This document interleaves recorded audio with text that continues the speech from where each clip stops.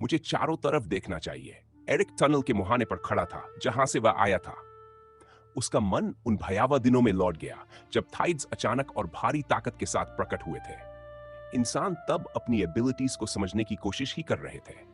बचाव के लिए लोगों ने धरती की गहराइयों में शरण ली, ऐसी ही अंडरग्राउंड जगहें बनाई, क्योंकि उन मॉन्स्टर्स से लड़ना संभव नहीं था। उसे जैसे अतीत की गूंज सुनाई दे रही थी, भागते कदम, दबे हुए प्रार्थना शब्द, बच्चों की चीखें। इस अंधेरे में छिपे लोगों का डर और निराशा साफ महसूस होती थी। तबाही के बीच भी एरिक को इंसानी जिद का सबूत दिखा।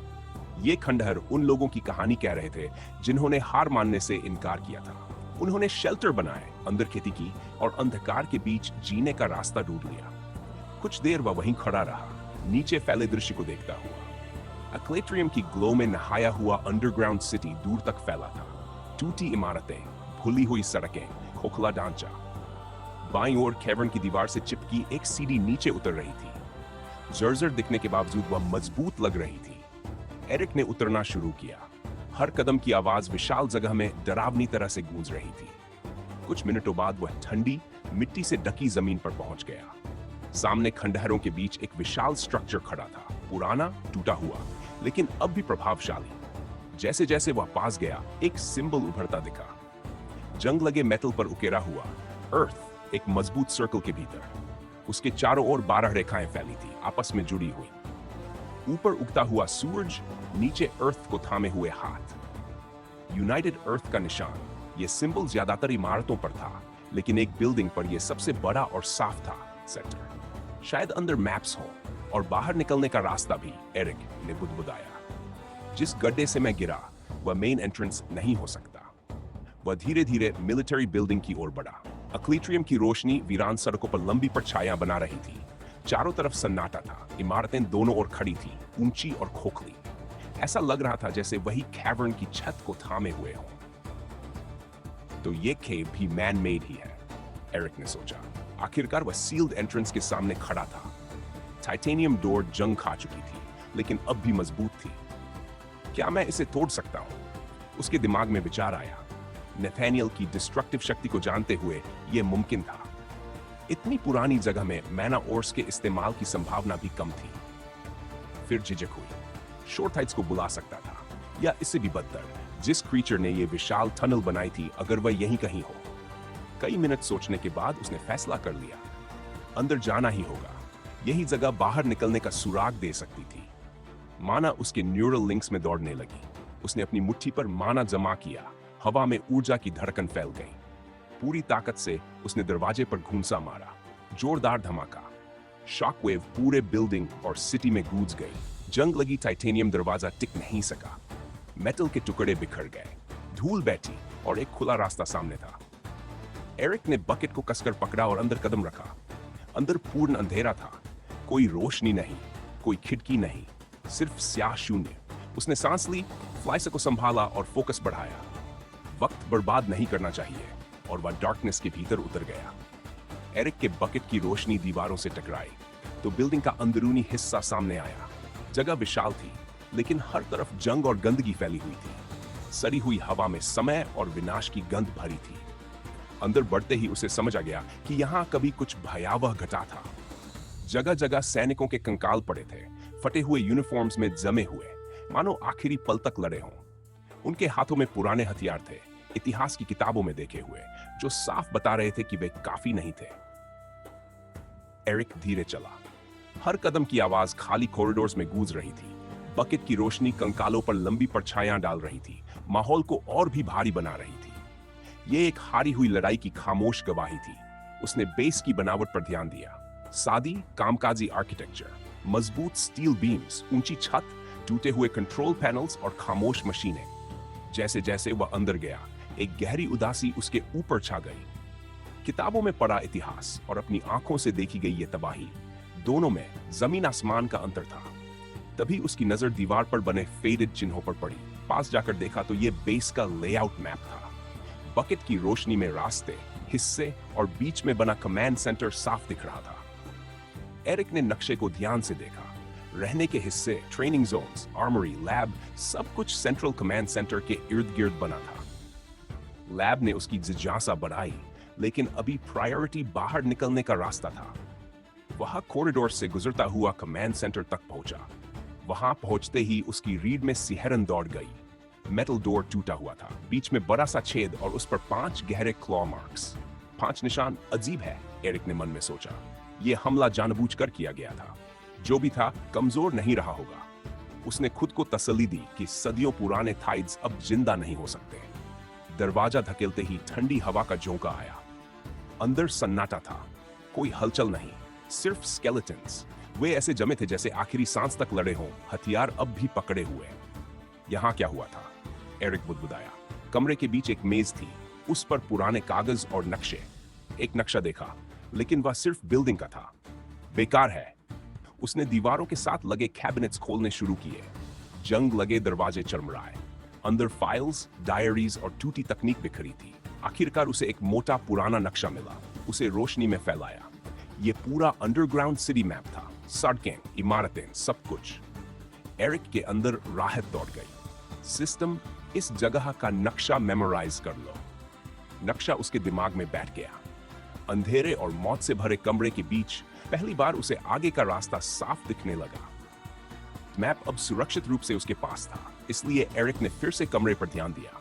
आग से भरी बाल्टी की हल्की, कांपती रोशनी दीवारों पर नाच रही थी, पुराने समय के अवशेषों पर अजीब सी परछाइयां डालती हुई। कंकाल जैसे पड़े शरीर खामोश थे। उनकी जमी हुई मुद्रा एक आखिरी मोर्चे की कहानी सुना रही थी। एक ऐसी लड़ाई जो शुरू होने से पहले ही हार चुकी थी। एरिक ने बचे हुए कैबिनेट्स की ओर कदम बढ़ाए। उनके अंदर रखा सामान समय में जमे हुए जैसा था। पुराने इक्विपमेंट मैनुअल्स, घिसे पिटे यूनिफॉर्म्स और कई अनओपन्ड रेशन पैकेजेस। उसके भीतर जिज्ञासा जाग उठी। यह वो मौका था जहां इतिहास की किताबें चुप हो जाती हैं। उसने एक पुराना दस्तावेज उठाया और नाजुक फुरभुरे कागज को बेहद सावधानी से खोला। ज्यादातर शब्द समय के साथ मिट चुके थे, लेकिन जो बचा था वह स्ट्रेटेजिक प्लान्स, डिफेंस प्रोटोकॉल्स और इनक्रिप्टेड मैसेजेस की झलक दे रहा था। लिखावट कांपती हुई थी, मगर हर लकीर में अडिग संकल्प साफ झलक रहा था। एरिक अनजाने में उन लोगों के साहस से अभिभूत हो गया, जिन्होंने कभी इस अंडरग्राउंड फोर्ट्रेस में रहकर नामुमकिन हालात का सामना किया था। आगे पढ़ते हुए उसे कुछ पर्सनल लेटर्स मिले। उनमें से कई घर की यादों से भरे थे। परिवार, प्रिय लोग, अधूरी ख्वाहिशें। कुछ खतों में डर और निराशा का बोझ था, लेकिन हर एक में कहीं न कहीं उम्मीद की हल्की सी लौ जरूर थी। फिर कुछ मिनट बाद उसकी नजर एक ऐसे दस्तावेज पर पड़ी जिसने सब कुछ बदल दिया। उस पर वही सिंबल नहीं था जो बाकी कागजों पर था, यूनाइटेड अर्थ का निशान। इसके बजाय वहां एक सिल्वर कलर्ड लाइन थी जो मॉर्टर और पेस्टल के चारों ओर सर्पिल की तरह लिपटी हुई थी। वह रेखा ऐसी लग रही थी जैसे लगातार गति में हो, प्रोग्रेशन और एफिशिएंसी का प्रतीक। डिजाइन बेहद स्लीक और मॉडर्न था।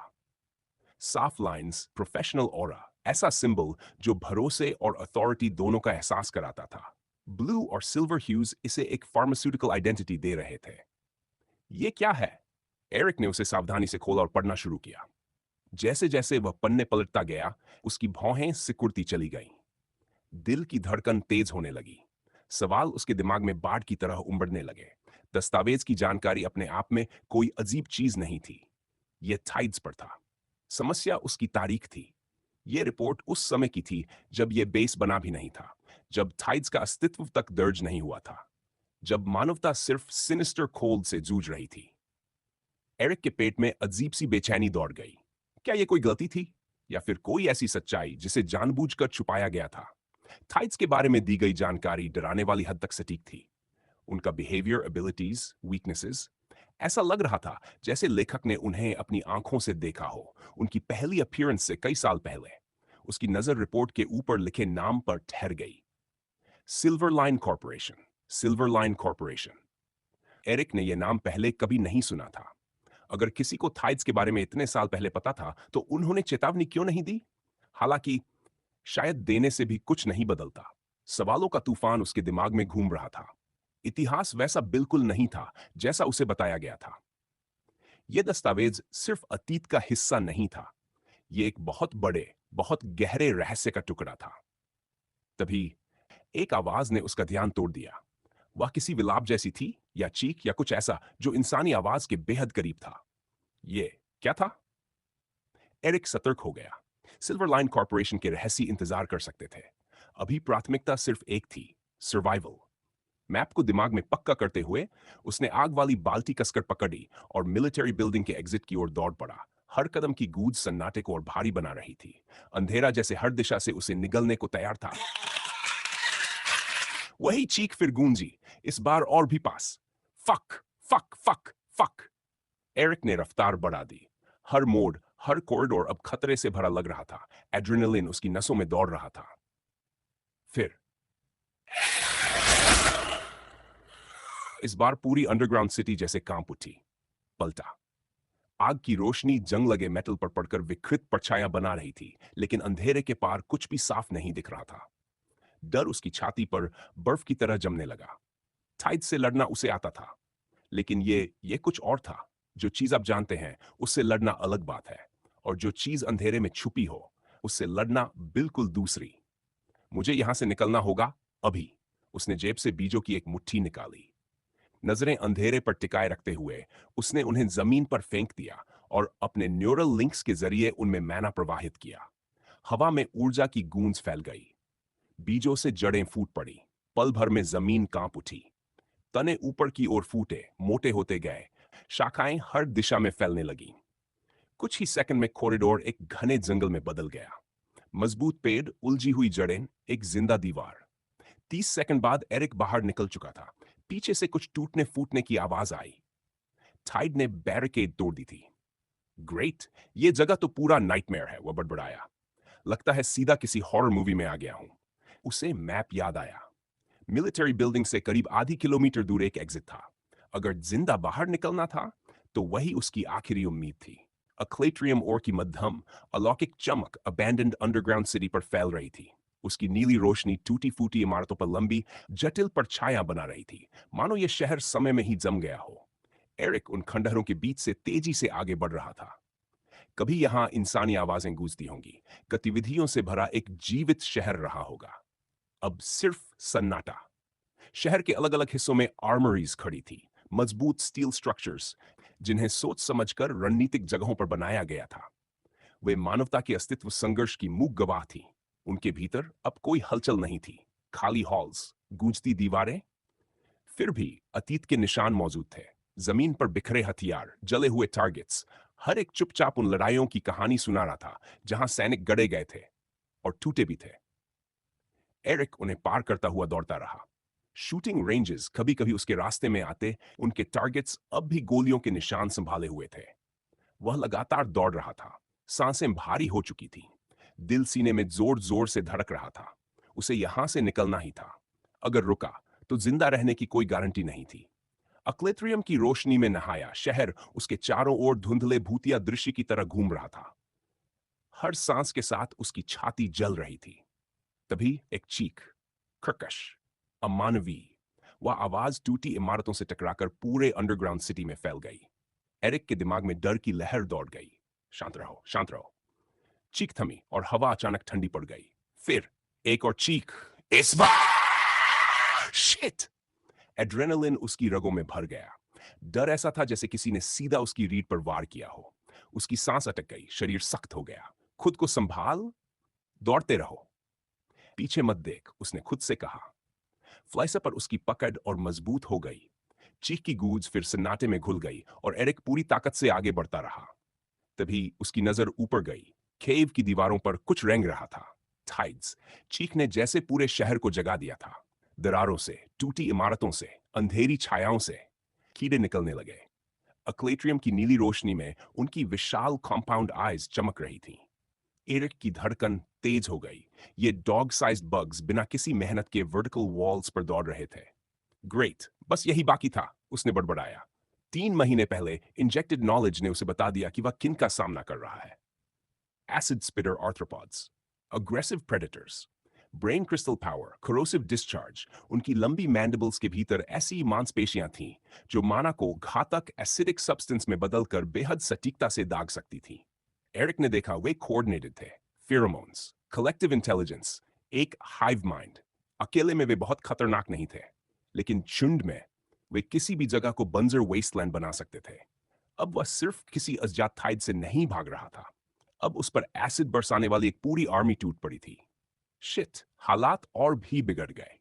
बग्स दीवारों से उतरकर उसकी ओर बढ़ने लगे। पहला एसिड स्पिटर रुका, मैंडिबल्स फैली और एसिडिक ग्लोब दाग दिया। एरिक ने झटके से दाईं ओर छलांग लगाई। जहां वह खड़ा था वहां पत्थर पिघल गया, धुआं उठता हुआ क्रेटर बन गया। अभी वह सीधा हुआ ही था कि दूसरा हमला आया। इस बार उसने नथानियल की पावर खींची, एक तेज बैकफ्लिप। एसिड जमीन पर सिसकता हुआ गिरा।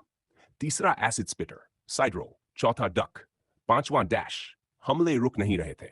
ये एक डेडली बैले बन चुका था जहां एक गलती मौत थी। लेकिन फिर पूरा झुंड रुका। मैंडिबल्स एक साथ फैली और एक साथ हमला। कोरोसिव लिक्विड की बारिश, इतनी ज्यादा कि उसे समझ आ गया इस बार बचना नामुमकिन है। एरिक ने नियरेस्ट स्ट्रक्चर की ओर दौड़ लगाई। एसिड हवा चीरता हुआ उसके पीछे पीछे आया। वह कॉर्नर घूमा और आखिरी पल में कवर के पीछे घुस गया। इमारत पर एसिड गिरा, हिस, धुआं, जलती हुई धातु। एरिक दीवार से चिपक गया, हाफता हुआ। सांसें बेकाबू थीं। एसिड स्पिटर्स की चीखें शहर में गूंज रही थीं। वह अस्थायी रूप से सुरक्षित था, लेकिन समय तेजी से निकल रहा था और वह जानता था वह चीज अभी भी उसके पीछे थी। उसने न्यूरल लिंक्स में माना भर दी। नीली रोशनी उसकी नसों में दौड़ गई। नथानियल की पावर पूरी तरह जाग उठी। दुनिया जैसे धीमी हो गई। एरिक ने कवर छोड़ा। अब वह शिकार नहीं था, वह भागता हुआ शिकारी था। बग्स उसकी गति देख भी नहीं पा रहे थे। और उसने देखा एक विशाल मेटल डोर, अक्लेट्रियम की रोशनी उसमें झिलमिला रही थी। एग्जिट। वो दरवाजे तक पहुंचा। बीच में एक बड़ा जंग लगा लॉक। दिल बैठ गया। व्हील पूरी तरह कोरोडेड था। अगर यह नहीं घूमा तो यही अंत था। Bugs, unknown Tide. एरिक ने दांत भींचे। अब या कभी नहीं, उसने और मैना झोंक दी। नथानियल की पावर उफन पड़ी। वह दरवाजे के सामने खड़ा हुआ और व्हील पर हाथ रखकर पूरी ताकत से जोर लगाया। और एरिक ने अपनी टांगों में मैना झोंक दी और भागते भागते कंधे के ऊपर से एक पीछे डाली। एसिड स्पिटर आर्थ्रोपॉड्स का झुंड अब और पास आ चुका था।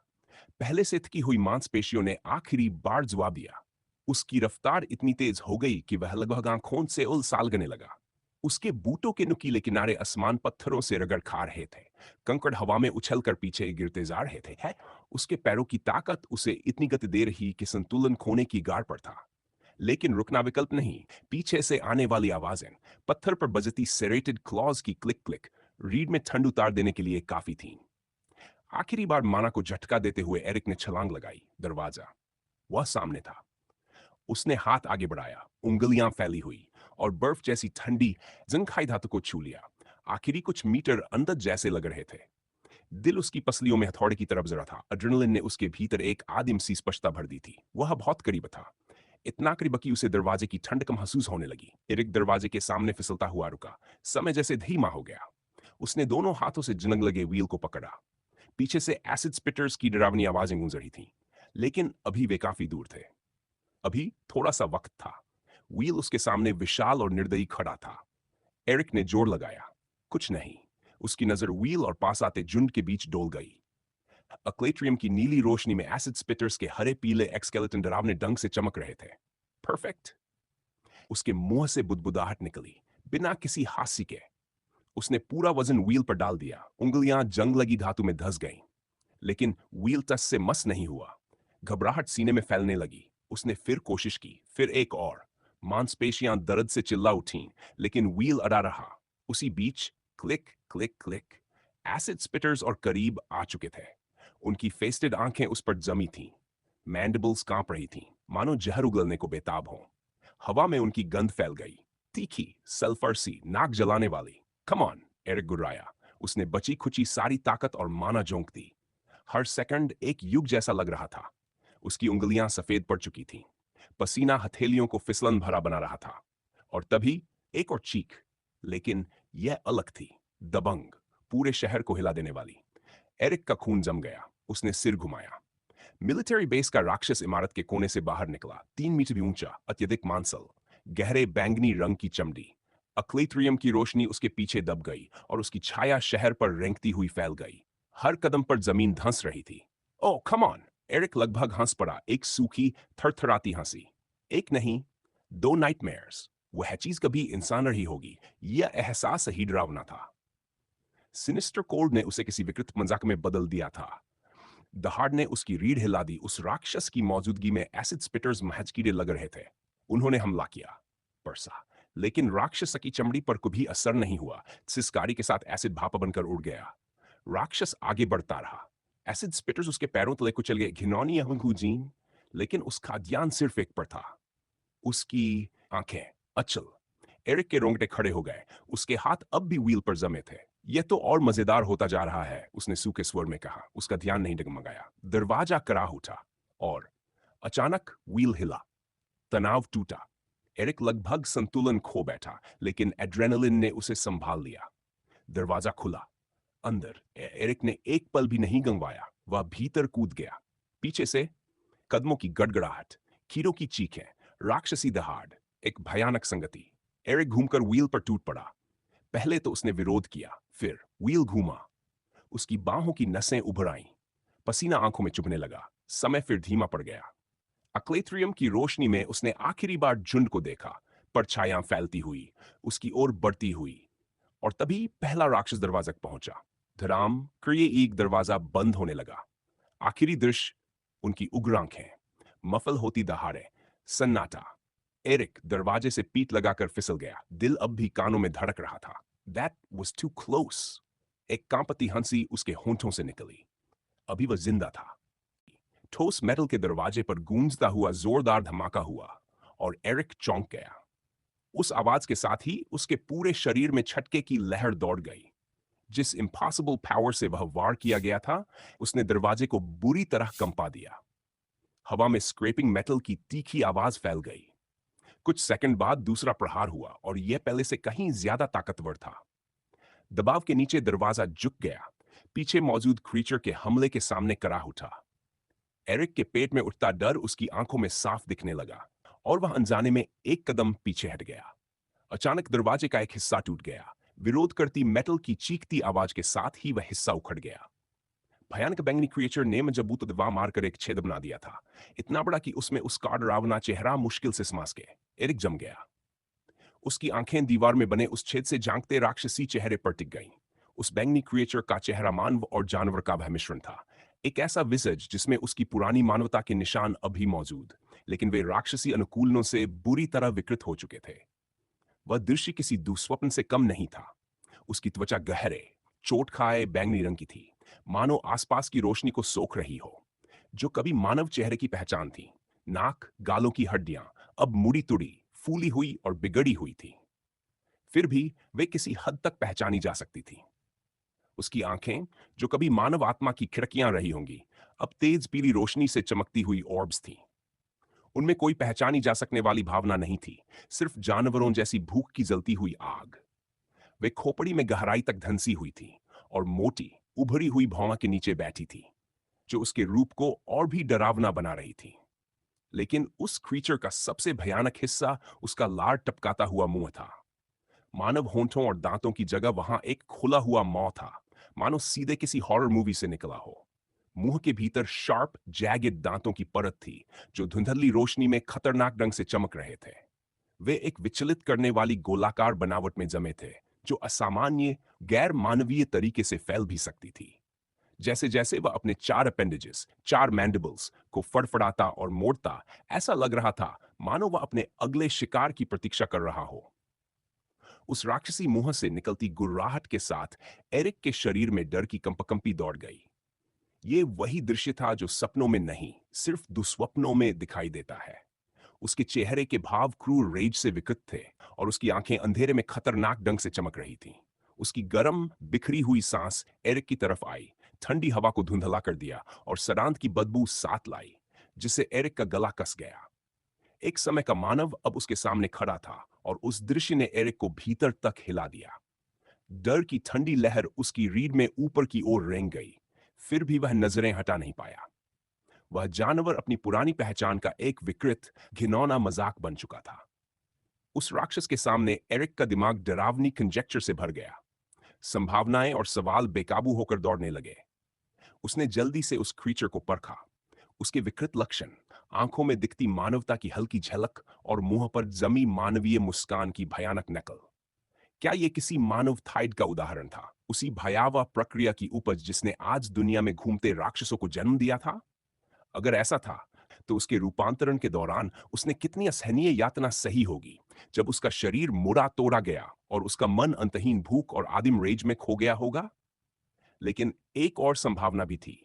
शायद ये क्रीचर किसी अमानवीय प्रयोग का परिणाम था, एक ऐसे दौर की उदास विरासत जब विज्ञान ने सिनिस्टर कोल्ड का इलाज खोजने के लिए उन सीमाओं में कदम रखा जिन्हें कभी पार नहीं करना चाहिए था। यह सोचते ही एरिक की रीढ़ में सिहरन दौड़ गई। जो भी सच हो, एक बात उसके लिए बिल्कुल स्पष्ट थी।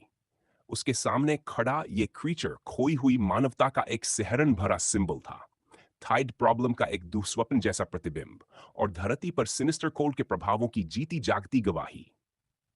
जब उसने देखा कि वह क्रीचर अपनी नाक फुला रहा है और उसकी नजरें उस पर गड़ी हुई हैं, जबकि वह दरवाजे के गैप से घुसने की कोशिश कर रहा था, तो एरिक का गला सूख गया।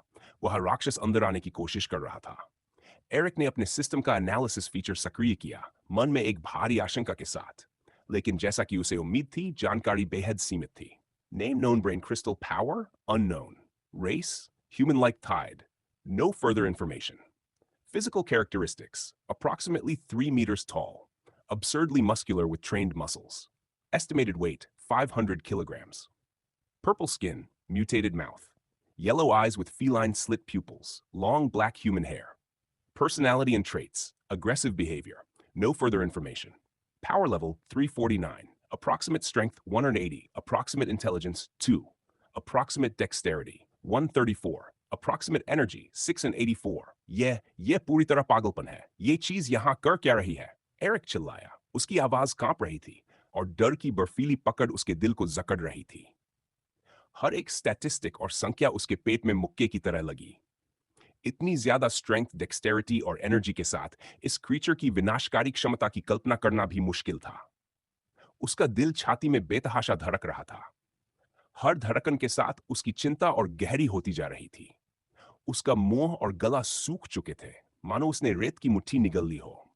स्क्रीन पर दिखती ठंडी, व्यवस्थित जानकारी किसी आने वाली तबाही की चेतावनी जैसी लग रही थी। हर नई पंक्ति उसे उस भयानक सच्चाई की याद दिला रही थी जिसका वह सामना कर रहा था। उसके विचार chaotic फॉर्मेशन में एक दूसरे से टकरा रहे थे। एक ही डरावनी सच्चाई की गूंज। वह अकेला था, एक ऐसे दैत्य के सामने जिसके पास असाधारण पावर थी और जो दरवाजा तोड़कर उसे मारने की कोशिश कर रहा था। उसे जिंदा रखने वाली एकमात्र चीज वही अक्लीट्रियम था जिससे वह दरवाजा बना था। उसका हाथ हवा में कांप गया, स्क्रीन के सामने हिचकिचाता हुआ। नीली सफेद रोशनी उसके चेहरे पर झिलमिलाई, उसकी फैली हुई आंखों में डर और गहरा कर दिया। न्यू अलेक्जेंड्रिया में मिले म्यूटेंट ब्लरडॉथ को छोड़कर उसने कभी इतना ताकतवर क्रीचर नहीं देखा था, और उसे सिर्फ फियर्स लायनेस ही मार सकी थी। ये राक्षस उससे कमजोर जरूर था, लेकिन फिर भी बेहद खतरनाक। इसे कभी हल्के में नहीं लिया जा सकता था। एरिक ने सोचा, इसे गिराने के लिए कितनी कितनी स्क्वाहियां होंगी। 10 पूरी स्क्वाड्स भी शायद काफी न हो, शायद सिर्फ फियर्स लायनेस ही इसे मार सके। वह बुदबुदाया। बाहर से आती गुर्राहट के बीच उसकी आवाज लगभग दब गई। उसने दरवाजा तोड़ने की कोशिश करते उस क्रीचर की ओर देखा और जोर से निगला। मुझे आगे बढ़ते रहना होगा, उसने खुद से कहा और नजरें जबरदस्ती हटा ली। एरिक मुड़ा और उसकी नजर पीछे फैली अंधेरी टनल पर पड़ी। उसके हाथों में फायर बकेट कसकर पकड़ी हुई थी। ये एक दूसरा रास्ता था, एक और संभावना। उसे यकीन था कि उसकी एस्केप और पीछा कर रहे राक्षस से मुक्ति कहीं उसी गहराई में छिपी होगी।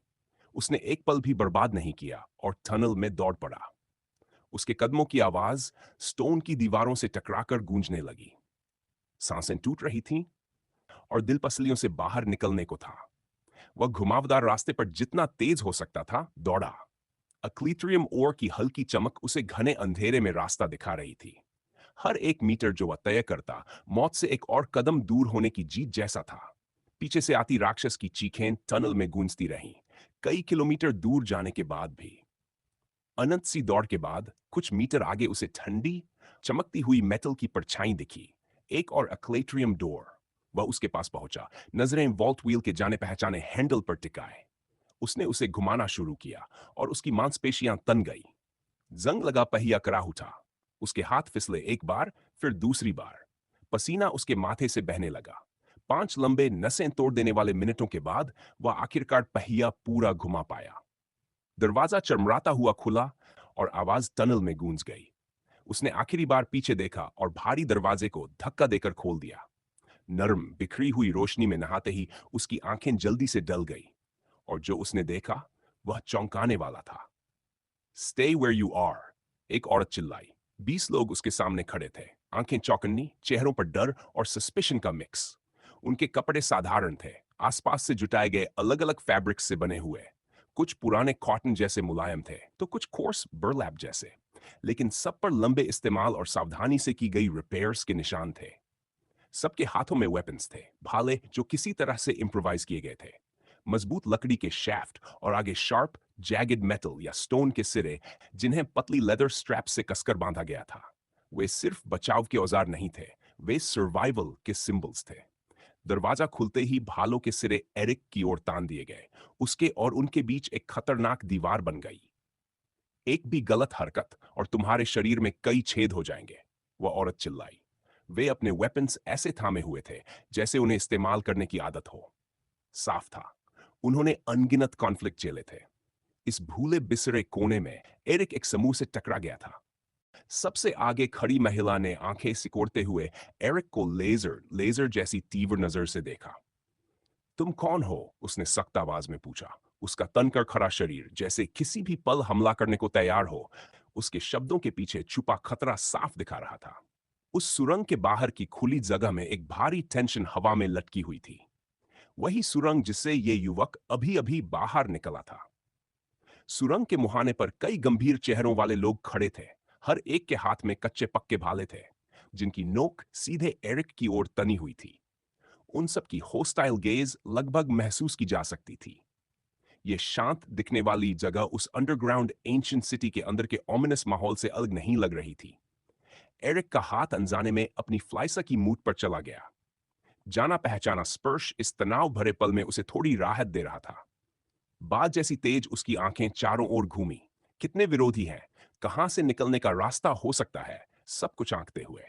वह पहले भी मुश्किल हालात से गुजर चुका था, लेकिन यह ऐसा लग रहा था जैसे शार्क से भरे तालाब के ऊपर पतली रस्सी पर चलना।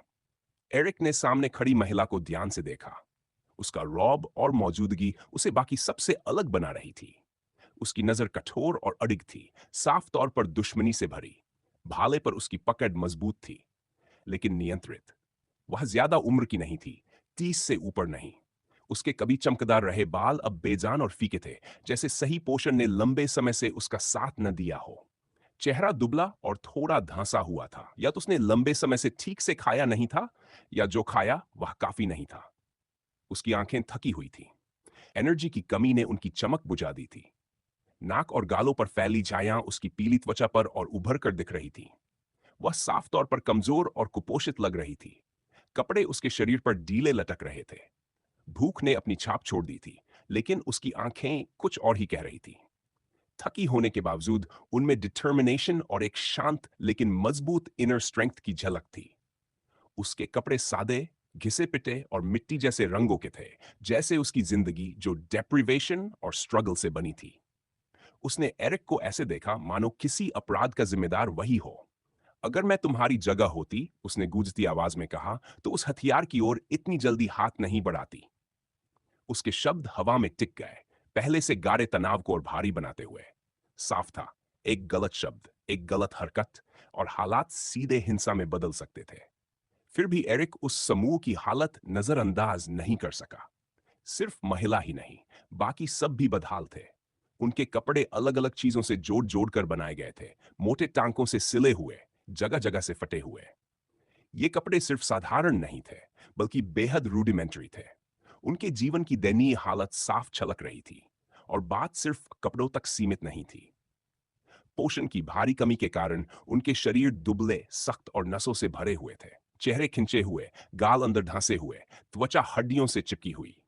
उनकी आंखें भले ही आक्रामक और मजबूत दिखती हों, अंदर तक धासी और काली छायाओं से घिरी थी, उनके कठिन जीवन की गवाही देती हुई। डरावने दिखने के बावजूद एरिक के दिल में हल्की सी एम्पैथी उठी। ये लोग हर दिन जिंदा रहने की लड़ाई लड़ रहे थे। भूख एक निर्दयी दुश्मन थी और उसने पहले ही इनकी जिंदगी पर अपने निशान छोड़ दिए थे। एरिक ने अपना बायोलॉजिकल सुपर कंप्यूटर इस्तेमाल किया। सामने खड़ी महिला को छोड़कर बाकी सब एनआई लेवल पर थे। पूरी तरह ट्रेंड नहीं एनए, लेकिन फिर भी काफी ताकतवर, ज्यादातर जवान और न्यू अलेक्जेंड्रिया के औसत सिपाही जितने मजबूत।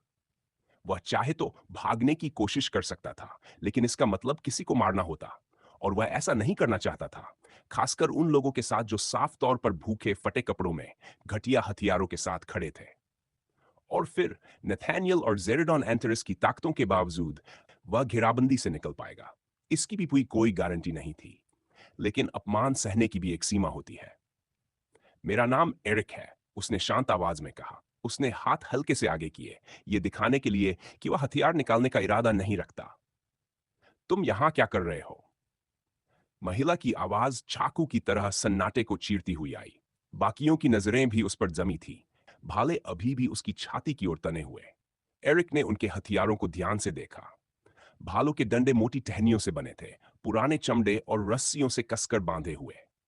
यह क्राफ्ट्समैनशिप नहीं, बल्कि नेसेसिटी का नतीजा था। नोक पर नुकीला पदार्थ जड़ा था, बेलों और मजबूत नसों से बांधा हुआ, देखने में अयस्क जैसा। लेकिन एरिक जानता था, कुछ टाइड्स की हड्डियां धातु जितनी मजबूत होती हैं। उनकी कटी फटी धारें अनगिनत लड़ाइयों की कहानी कह रही थी। खतरों से बचने और खाना जुटाने की लड़ाइयां। भाले काफी लंबे थे, आम इंसान की पहुंच से भी आगे। इससे उन्हें दूरी बनाए रखने और सटीक वार करने का बड़ा फायदा मिलता था। एरिक जानता था, उसे बेहद संभलकर बोलगिन सीमित। मैं शहर से आया हूं, उसने कहना शुरू किया। मैं ईस्ट की ओर जा रहा था और गलती से उस गुफा में चला गया। बाहर निकल पाया, लेकिन आसान नहीं था। महिला उसे घूरती रही। ईस्ट?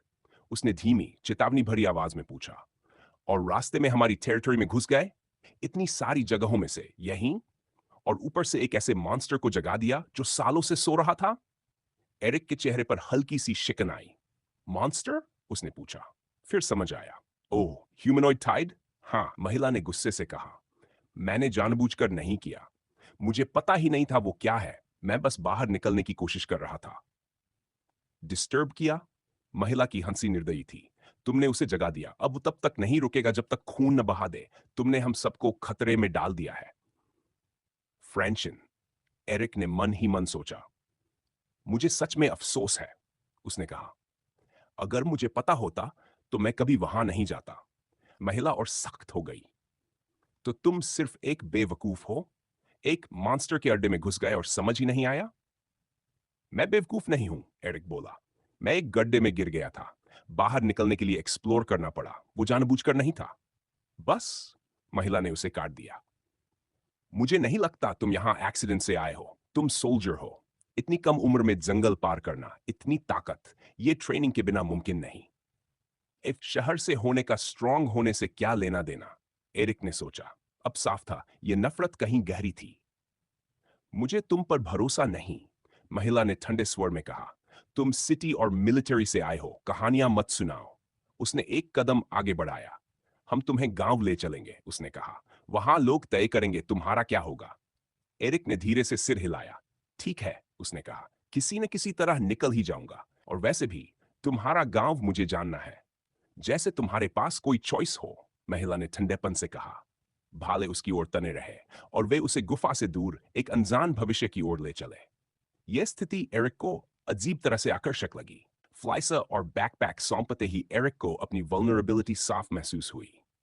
एक अतिरिक्त प्रिकॉशन के तौर पर उसके हाथ कसकर बांध दिए गए और उसे केव एंट्रेंस से दूर ले जाया गया। समूह सस्पिशियस और गार्डेड था, लेकिन बेवजह रफ नहीं। फिर भी उन्होंने ये बात बिल्कुल साफ कर दी थी, खुद को डिफेंड करने की उनकी क्षमता पर कोई शक नहीं होना चाहिए। विलेज तक की 1 घंटे की वॉक फुसफुसाहटों और पैरों के नीचे पत्तों की चरमराहट से भरी रही। एरिक चुपचाप चलता रहा। दोनों ओर स्पीयर्स थामे 2 आदमी और चारों तरफ बाकी लोग। उसका दिमाग लगातार ऑप्शंस तलाश रहा था, एस्केप राउट्स, पॉसिबिलिटीज। लेकिन उस औरत की कई बातें उसके भीतर क्यूरियोसिटी भी जगा रही थी। क्या वह कुछ छुपा रही थी? यह तो साफ था। पर क्या? क्या यह उनकी एबनॉर्मली हाई स्ट्रेंथ से जुड़ा था? कभी कभी वह आगे चल रही उस औरत की ओर देखता, लेकिन वह उसकी नजर से बचती रही। जिस फॉरेस्ट से वे गुजर रहे थे, वह अजीब तरह से शांत था। हवा में पत्तों की सरसराहट और कहीं दूर आउल की आवाज, बस यही। पेड़ उनके ऊपर ऊंचे उठे हुए थे, लंबी हिलती डुलती परछाइयां डालते हुए जो टेंशन को और गहरा कर रही थी। एरिक ने विलेजर्स को चलते देखा। उनकी आंखें हर मूवमेंट पर टिकी हुई, शरीर चौकना, मानो किसी भी पल एक्शन में कूद पड़ेंगे। ट्रेन्ड मसल्स, पूरी तरह अलर्ट। फॉरेस्ट में एनिमल्स की अजीब कमी थी। कभी पंखों की हल्की फड़फड़ाहट, कभी झाड़ियों में दूर की सरसराहट, लेकिन बहुत कम। खासकर टाइड्स जो आमतौर पर फॉरेस्ट्स में मिलते हैं, यहां लगभग नदारद थे। जो क्रीचर्स दिखे भी, वे या तो बेहद इल्यूसिव थे या इतने फास्ट कि विलेजर्स भी पकड़ न सके। रंगीन पंखों की एक जोड़ी ऑटम ट्री लाइन में गायब हो गई और एक छोटा फुर्तीला प्राणी लाल पत्तों के बीच से डार्ट कर गया। ज्यादातर उड़ने वाले थे। उनके चमकीले रंग नए फॉरेस्ट के रंगों से टकरा रहे थे। एरिक उलझन में था। उसके अनुभव में फॉरेस्ट्स जीवन से भरे होते हैं, लेकिन यहां नेचुरल ऑर्डर डिस्टर्ब हो चुका था। एनिमल्स और थाइड्स की स्केर्सिटी एक स्ट्रेस्ड इकोसिस्टम की ओर इशारा कर रही थी। ये उन इलाकों से बिल्कुल अलग था जहां वह पहले जा चुका था। ये सोचते ही उसका पेट मरोड़ खाने लगा। और तभी विलेज नजर आया। फॉरेस्ट धीरे धीरे खुलने लगा और जो सामने आया उसने एरिक को चौंका दिया। पेड़ों के दिल में छुपा हुआ एक विलेज। विलेजर्स ने जैसे ही अपने सेफ हेवन में कदम रखा, उनके भीतर राहत झलकी। लेकिन एरिक की एंजाइटी बढ़ गई। अब वह उनके टेरिटरी में था। सीड्स, वेपन और बाकी सामान वापस पाना आसान नहीं होने वाला था। फिर भी वह यहां अपनी मर्जी से आया था। उसे यकीन था इन लोगों से रीजनिंग संभव है। उसकी नजर सामने फैलते दृश्य पर टिक गई। पेड़ों की चोटियों में टगा एक रस्टिक हैमलेट, मानो कोई पेंटिंग खुल गई हो। पूरी तरह लकड़ी से बने घर कैनपी में बिखरे हुए थे, फॉरेस्ट की एस्थेटिक्स में घुलते हुए। वेदर्ड लेकिन स्टर्डी वुड, हर जगह मेटिकुलस क्राफ्ट्समैनशिप के निशान। हाउसेस अलग अलग आकार और स्ट्रक्चर के थे, हर एक अलग फिर भी एक जैसी आत्मा लिए हुए। कुछ रेक्टेंगुलर फ्लैट रूफ्स के साथ, कुछ गोल पॉड लाइक, बिल्कुल बर्ड नेस्ट्स जैसे। एक चीज कॉमन थी, सब ऊंचाई पर थे, मजबूत ट्री ट्रंक्स पर टिके हुए।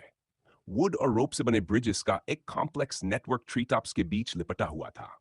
संकरे पैसेजवेज हवा में हल्के से झूलते, स्टैटिक स्ट्रक्चर्स में मूवमेंट भरते हुए। नीचे जमीन लगभग अनटच्ड थी, बस विलेजर्स के पैरों से बना नेचुरल पैथ। फॉरेस्ट फ्लोर अपनी नेचुरल स्प्रॉल में ही फैला था, मानो इन लोगों के ट्रीज के बीच रहने के फैसले का सम्मान कर रहा हो। Adaptation, respect for nature, Angénieux survival. लेकिन एक स्ट्रक्चर जमीन पर था। विलेज के सेंटर में एक बड़ा ground based hall, seasoned would say बना। गहरे प्लैंक उसकी उम्र और महत्व बताते थे। एलिवेटेड हाउसेस के बीच ये स्ट्रक्चर फिजिकली और सिंबॉलिकली दोनों तरह से कम्युनिटी को ग्राउंड करता था। लो स्लंग रूफ, वह लैंडस्केप की नेचुरल फॉर्म्स को एको करता हुआ। सिंपल रेक्टेंगुलर शेप लेकिन हम्बल अथॉरिटी से भरा हुआ। हैवी वुडन डोर पर उकेरे गए सिम्ब एरिक के लिए अनजान थे, पर उनमें ट्रेडिशन और हिस्ट्री की गहरी छाप थी। आसपास की जमीन मेटिकुलसली मेंटेन थी। बीटन पैथ्स के किनारे वाइल्ड फ्लावर्स और छोटे श्रब्स, गहरे लकड़ी के रंगों के बीच जीवंत कंट्रास्ट। ग्रुप ने एरिक को उसी स्ट्रक्चर की ओर बढ़ाया। स्पीयर्स अब अभी उसी परत नहीं थी। मूड टेंस था, लेकिन विलेजर्स के भीतर एंटिसिपेट साफ महसूस हो रहा था। एक स्ट्रेंजर की मौजूदगी ने उनके शांत को हिला दिया था। एरिक को आगे ले जाया गया, हाथ बंधे हुए, बिलोंगिंग्स छीन लिए गए। कुछ विलेजर्स पेड़ों पर बैठे सब देख रहे थे, क्यूरियस और वेरी आंखों से। एरिक सिर्फ अंदाजा लगा सकता था कि अंदर क्या इंतजार कर रहा है। ग्रुप को लीड कर रही औरत ने सख्त नजर से एरिक को देखा। हे यू, उसने कहा, अंदर जाते ही मुंह बंद रखना। हमारे लोग तय करेंगे तुम्हारे साथ क्या होगा। एक गलत शब्द और यहीं एग्जीक्यूट कर दिए जाओगे। उसके लहजे में कोई बहस की गुंजाइश नहीं थी। उसकी नजर एरिक को चीरती हुई, स्थिति की गंभीरता साफ बता रही थी। विलेजर्स खामोश हो गए। पहले की हलचल टेंशन में बदल गई। हैवी वुडन डोर्स कराते हुए खुले, अंदर से स्मोक और एज्ड वुड की तीखी गंध आई। एरिक को अंदर ले जाया गया और दरवाजा बंद हुआ। क्लिक, वह आवाज हॉल में गूंज गई। उसके सफर के एक नए क्रिटिकल चैप्टर की शुरुआत। एरिक की नजर कमरे में घूमी। एक विशाल हॉल, लकड़ी की लंबी बेंचेस सलीके से लगी हुई। सेंटर में एक बड़ा रेड सर्कल पेंटेड था, मध्यम वुड टोन्स के बीच स्टार्क और कमांडिंग। लेकिन एरिक का ध्यान वहां नहीं रुका। एक फिगर साइड की चेयर से उठा। धीमे नपेतुले कदम। उसकी मौजूदगी ने पूरा रूम भर दिया। मर्मरिंग खत्म हो गई। साइलेंस छा गई। अब एरिक उसे साफ देख सकता था। एक बूढ़ा आदमी, चेहरा वर्षों से तराशा हुआ, लेकिन अथॉरिटी निर्विवाद। आंखें तेज, एरिक को लगभग भेदती हुई। एरिक को लगा जैसे उसकी आत्मा तक को परखा जा रहा हो। और एक बात बिल्कुल साफ थी, अगर इतने लोग सभी एनआई लेवल पर इस आदमी का इतना सम्मान कर रहे थे, तो वह साधारण नहीं था। Warning: extremely dangerous individual spotted. The biological supercomputer suggests the host not to use any system-related power. Chance of sensing subtle mana fluctuations. Very high. Eric के भीतर ड्रेड की लहर दौड़ गई, दिल छाती में वॉर ड्रम की तरह धड़कने लगा। Extremely dangerous.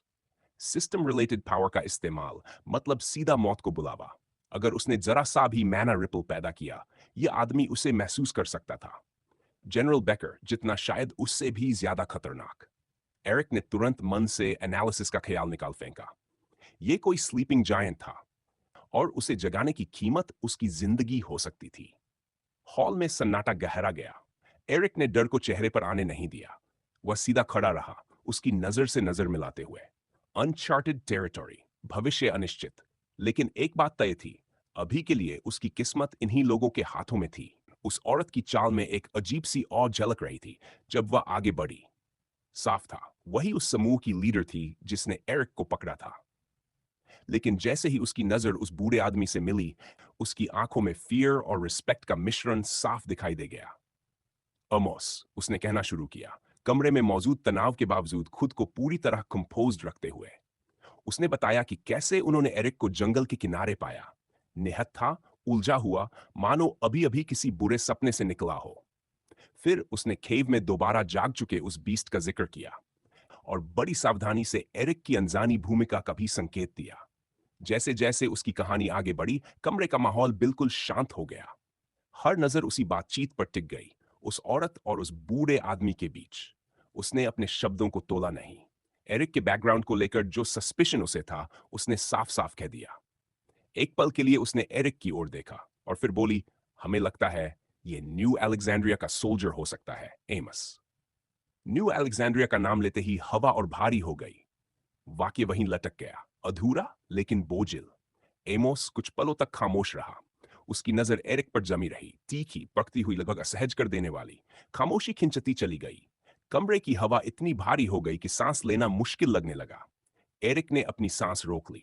वह समझ चुका था, उसकी किस्मत अब इन्हीं दो लोगों के हाथों में थी। उसके दिमाग में विचारों की दौड़ शुरू हो गई। हर सिनेरियो, हर पॉसिबिलिटी, किस तरह इस स्थिति से बाहर निकला जाए। न्यू अलेक्जेंड्रिया, सोल्जर, आखिर यहां हो क्या रहा है? उसने भीतर ही भीतर सोचा, बाहर से शांत दिखते हुए। यह साफ था कि उन्हें शहर के लोगों से कोई अच्छी राय नहीं थी। जरूर कुछ ऐसा हुआ था जिसने ये नफरत पैदा की थी। क्या यही वजह है कि ये लोग इतने भुखमरी की हालत में हैं? उसने खुद से सवाल किया। पर एक बात बिल्कुल स्पष्ट थी, एक गलत शब्द, एक गलत हरकत और सस्पिशन का बारूद फट सकता था। एक ठंडी लहर उसकी रीढ़ से ऊपर चढ़ गई। वह पूरी तरह उनकी दया पर था। एक अजनबी, एक विदेशी जमीन पर, ऐसे लोगों से घिरा हुआ जो उसे खतरा मान रहे थे।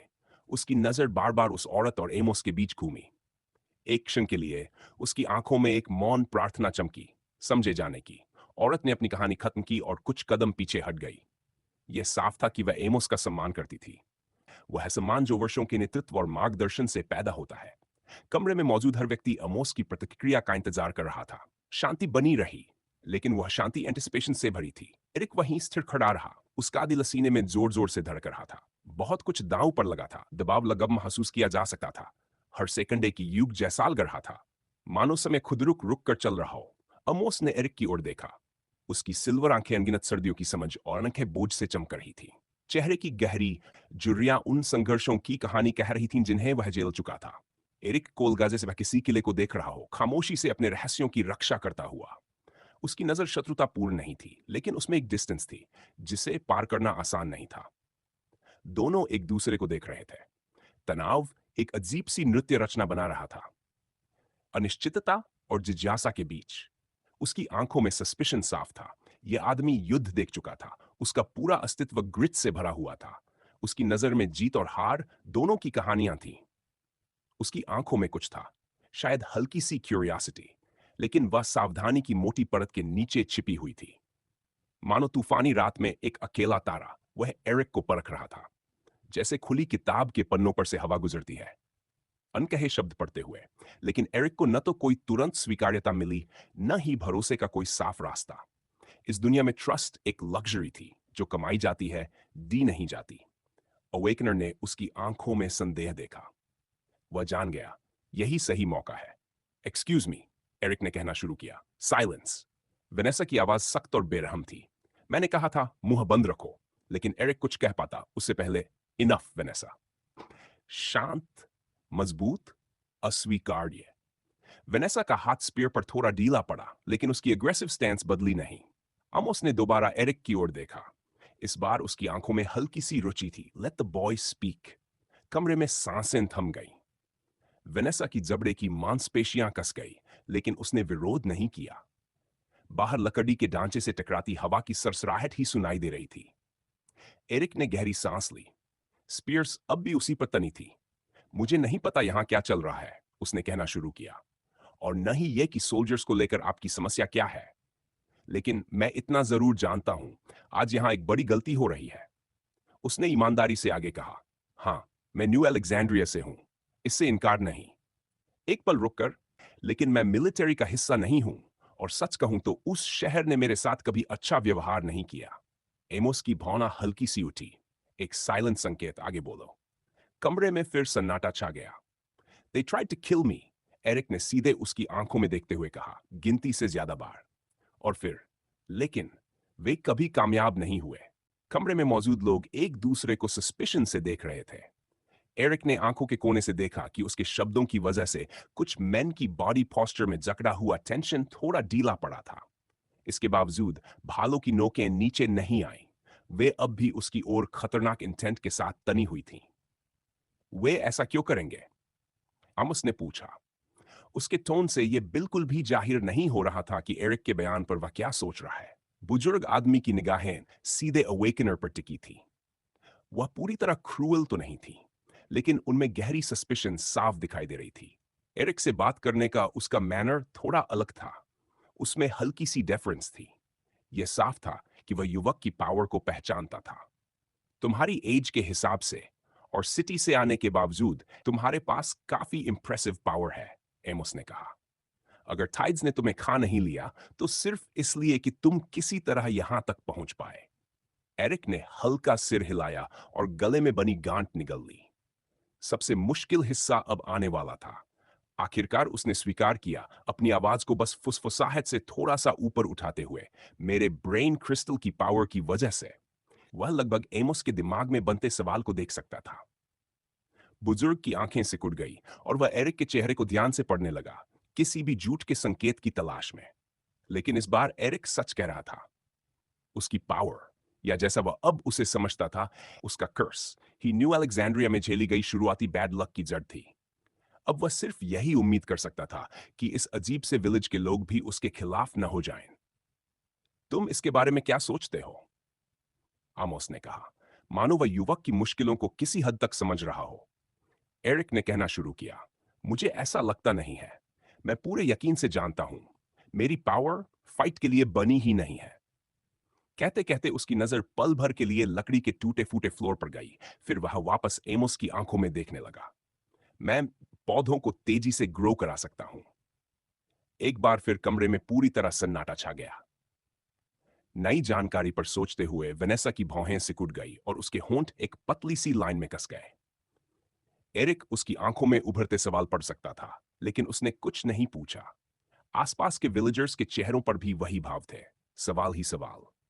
दूसरी ओर एमोस थोड़ा आगे की ओर झुका और अपनी पैनी निगाहें जमाए रखीं, जैसे वह उसे डिसेक्ट करना चाहता हो। उसकी आंखों में डाउट और स्केप्टिसिज्म का अजीब सा मिक्सचर था। यह वाकई यूनिक है, उसने धीमे से कहा, लेकिन इन हालात में सर्वाइवल के लिए यह सबसे एडवांटेजस पावर नहीं है। एरिक का गला सूख गया। उसने निगलते हुए सिर हिलाया। मैं जानता हूं, इस तरह की पावर के साथ कोई आदमी वैसी फाइट नहीं जीत सकता जैसी आमतौर पर एक्सपेक्ट की जाती है, लेकिन मेरे पास यही है और मुझे इसी से बेस्ट निकालना पड़ा। उसने ये नहीं बताया कि अब वह पौधों को एक्टिवली कंट्रोल भी कर सकता है और उन्हें वेपन्स की तरह इस्तेमाल कर सकता है। वह ये बात अपने तक ही रखना चाहता था। दूसरों की रिएक्शन को लेकर वह श्योर नहीं था। एमोस ने बात जारी रखी। उसकी आवाज लगभग विस्पर तक सीमित थी। फिर भी तुम यहां तक पहुंच गए। इस पावर के साथ इतनी दूर आना तुम्हारे स्किल्स के बारे में बहुत कुछ कहता है। तुम जानते हो, दुनिया आसान जगह नहीं है। थाइड्स और बीस्ट से तुम्हारा सामना हुआ ही होगा। तुम खुद को सेफ कैसे रख पाए?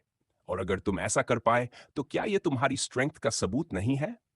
फिर उन्होंने तुम्हें मारने की कोशिश क्यों की?